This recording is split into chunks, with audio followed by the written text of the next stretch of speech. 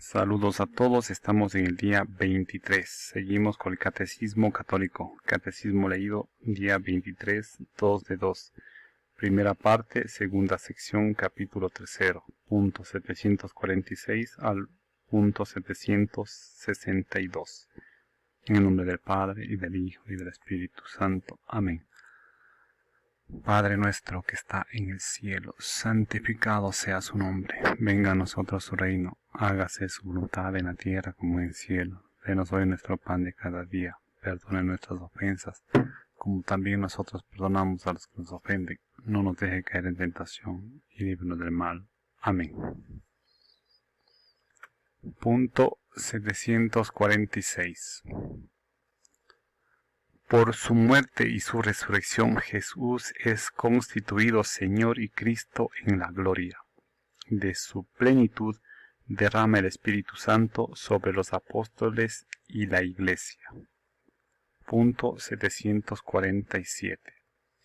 El Espíritu Santo que Cristo, cabeza, derrama sobre sus miembros, construye, anima y santifica a la Iglesia. Ella es sacramento de la comunión de la Santísima Trinidad con los hombres. Artículo 9. Creo en la Santa Iglesia Católica. Punto 748. Cristo es la luz de los pueblos. Por eso, este sacrosanto sínodo reunido en el Espíritu Santo desea vehementemente iluminar a todos los hombres con la luz de Cristo, que resplandece sobre el rostro de la Iglesia, anunciando el Evangelio a todas las criaturas. Con estas palabras comienza la constitución dogmática sobre la Iglesia, el Concilio Vaticano II. Así, el concilio muestra que el artículo de la fe sobre la Iglesia depende enteramente de los artículos que se refieren a Cristo Jesús. La Iglesia no tiene otra luz que la de Cristo. Ella es, según una imagen predilecta de los padres de la Iglesia, comparable a la luna, cuya luz es reflejo del sol. Punto 749. El artículo sobre la Iglesia depende enteramente también del que le precede, sobre el Espíritu Santo. En efecto, después de haber mostrado que el Espíritu Santo es fuente y el dador de toda santidad, confesamos ahora que es Él quien ha dotado de santidad a la Iglesia. La Iglesia, según la expresión de los padres, es el lugar donde florece el Espíritu. Punto 750. Creer que la Iglesia es santa y católica y que es una, apostólica, como añade el símbolo niceno-constantinopolitano, es inseparable de la fe en Dios Padre, Hijo y Espíritu Santo. En el símbolo de los apóstoles hacemos profesión de creer que existe una Iglesia santa, y no de creer en la Iglesia para no confundir a Dios con sus obras y para atribuir claramente a la bondad de Dios todos los dones que ha puesto en su Iglesia. Párrafo 1. La Iglesia en el designio de Dios. 1. Los nombres y las imágenes de la Iglesia. Punto 751. La palabra Iglesia significa convocación. Designa asambleas del pueblo, en general de carácter religioso. Es el término frecuentemente utilizado en el texto griego del Antiguo Testamento para designar la asamblea del pueblo elegido en la presencia de Dios, sobre todo cuando se trata de la asamblea del Sinaí, en donde Israel recibió la ley y fue constituido por Dios como su pueblo santo, dándose a sí mismo el nombre de Iglesia. La primera comunidad de los que creían en Cristo se reconoce heredera de aquella asamblea. En ella Dios convoca a su pueblo desde todos los confines de la tierra. El término Kyriake del que se derivan las palabras Church en inglés y Kirche en alemán, significa la que pertenece al Señor. Punto 752. En el lenguaje cristiano, la palabra iglesia designa no solo la asamblea litúrgica, sino también la comunidad local, o toda la comunidad universal de los creyentes. Estas tres significaciones son inseparables de hecho. La iglesia es el pueblo que Dios reúne en el mundo entero. La iglesia de Dios existe en las comunidades locales y se realiza como asamblea litúrgica, sobre todo eucarística. La iglesia vive de la palabra y del cuerpo de Cristo y de esta manera viene a ser ella misma cuerpo de Cristo. Los símbolos de la iglesia. Punto 753. En la Sagrada Escritura encontramos multitud de imágenes y de figuras relacionadas entre sí, mediante las cuales la revelación habla del ministerio inagotable de la Iglesia. Las imágenes tomadas del Antiguo Testimonio constituyen variaciones de una idea de fondo, la del pueblo de Dios. En el Nuevo Testamento, todas estas imágenes adquieren un nuevo centro por el hecho de que Cristo viene a ser la cabeza de este pueblo, el cual es desde entonces su cuerpo. En torno a este centro se agrupan imágenes tomadas de la vida de los pastores, de la agricultura, de la construcción, incluso de la familia y del matrimonio. Punto 754. La iglesia en efecto es el redil cuya puerta única y necesaria es Cristo. Es también el rebaño cuyo pastor será el mismo Dios, con el mismo anuncio, aunque son pastores humanos quienes gobiernan a las ovejas. Sin embargo es Cristo mismo el que sin cesar las guía y alimenta.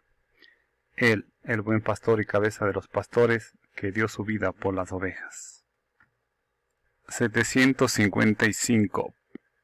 La iglesia es labranza o campo de Dios.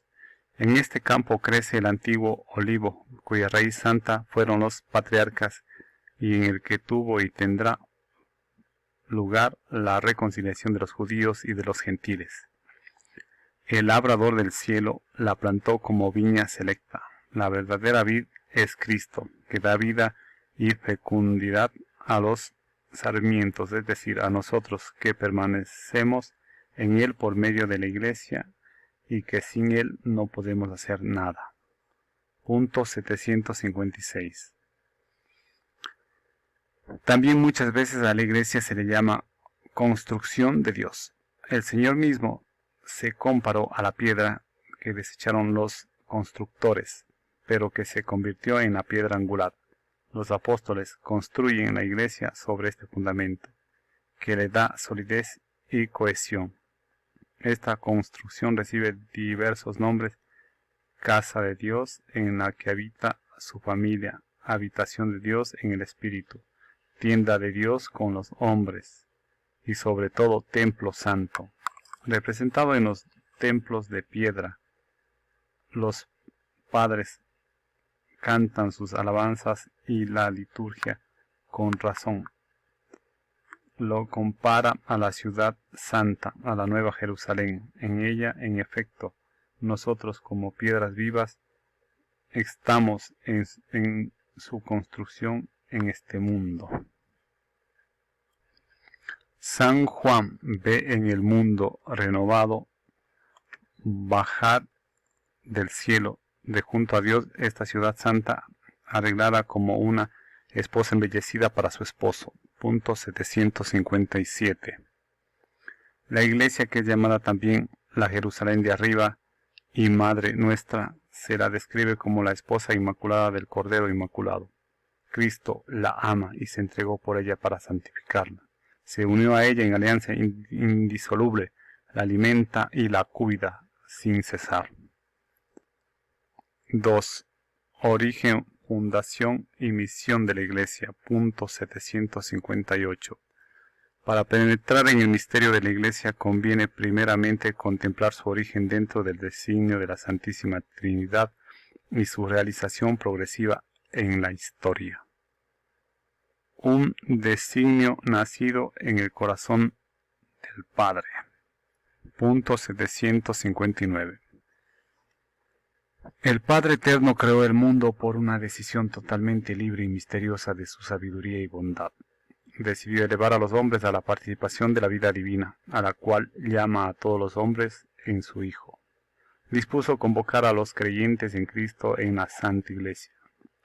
Esta familia de Dios se constituye y se realiza gradualmente a lo largo de las etapas de la historia humana, según las disposiciones del Padre.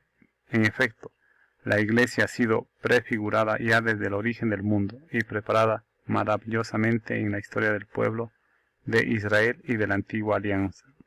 Se constituyó en los últimos tiempos, se manifestó por la efusión del Espíritu y llegará gloriosamente a su plenitud al final de los siglos.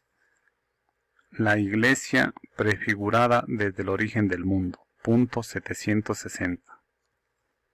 El mundo fue creado en orden a la Iglesia, decían los cristianos de los primeros tiempos. Dios creó el mundo en orden a la comunión en su vida divina, comunión que se realiza mediante la convocación de los hombres en Cristo, y esta convocación es la Iglesia. La Iglesia es la finalidad de todas las cosas, e incluso las vicisitudes dolorosas como la caída de los ángeles y el pecado del hombre, no fueron permitidas por Dios más que como ocasión y medio de desplegar toda la fuerza de su brazo, toda la medida del amor que quería dar al mundo. Así como la voluntad de Dios es un acto y se llama mundo, así su intención es la salvación de los hombres y se llama Iglesia. La Iglesia preparada en la antigua alianza. Punto 761. La reunión del pueblo de Dios comienza en el instante en que el pecado destruye la comunión de los hombres con Dios y la de los hombres entre sí.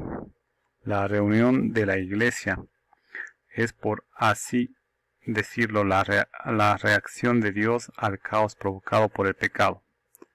Esta reunificación se realiza secretamente en el seno de todos los pueblos. En cualquier nación, el que le teme a Dios y practica la justicia le es grato. Punto 762. La preparación lejana de la reunión del pueblo de Dios comienza con la vocación de Abraham, a quien Dios promete que llegará a ser padre de un gran pueblo. La preparación inmediata comienza con la elección de Israel como pueblo de Dios. Por su elección, Israel debe ser el signo de la reunión futura de todas las naciones. Pero ya los profetas acusan a Israel de haber roto la alianza y haberse comportado como una prostituta. Anuncian, pues, una alianza nueva y eterna. Jesús instituyó esta nueva alianza. Hasta aquí el punto 762. Continuaremos en el siguiente video con el punto 763. Gracias.